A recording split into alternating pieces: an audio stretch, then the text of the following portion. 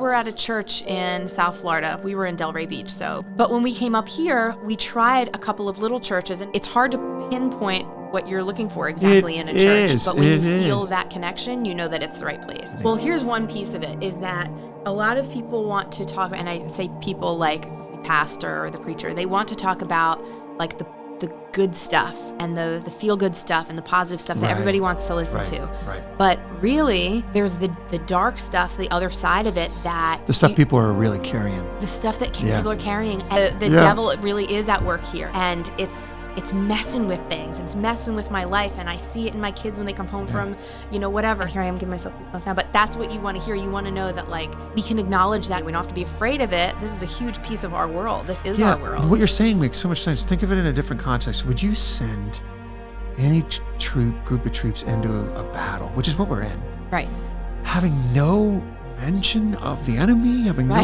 mention of, that would be insanity, right? Right. But in a way, like, that's kind of what you're describing. Like, if all you were to do is just sit around and just cheerlead all the time and stuff. Yes. There's a dereliction of duty in that. Yeah. And also a lack of genuineness. Yeah. And it doesn't pass the smell test, does it? It's so funny. Our daughter came home from one of the churches, and I go, "Hey, how was service?" And she goes, "I don't know, it was okay. Like, we just played the whole time." And you'd think from a kid, like, I just want to play all the time. But she was like, not sold on it, because it was just that's not what church is to her. Church, she wants to learn. And this is a kid who loves to play too. It's not like she's this like serious bookworm, but she was just like not about all the play. But she's 8. And you also get the impression more and more that all that like Mickey Mouse stuff, all that like fooling around stuff, that's old. Yes. It's yesterday. Yes. But that's really what I think. Yeah. I think that's old wineskins yesterday, not what's in front of us and not what people are hungry for.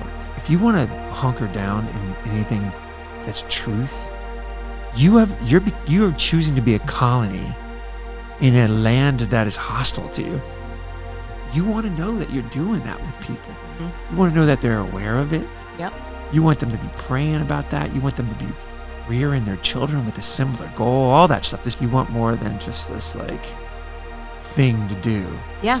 Yeah, it's not just a place to show up anymore. I think, but community is such an important part of it too. And I'll tell you, from coming from other churches and coming from South Florida and we've hopped around a bunch of times at churches, and this is the first church that we've been to in a couple years that feels strong. It feels connected. People are looking you in the eye, smiling as they come and go. And believe it or not, that is not the case at all churches. Some people are like avoiding eye contact, or they're still so in their head, or they've got their own problems going on, and they don't bring themselves to Sunday with like the ability to open up. At least I, now more than ever, just crave that community connection and just a hello and a place to come together. It's so important.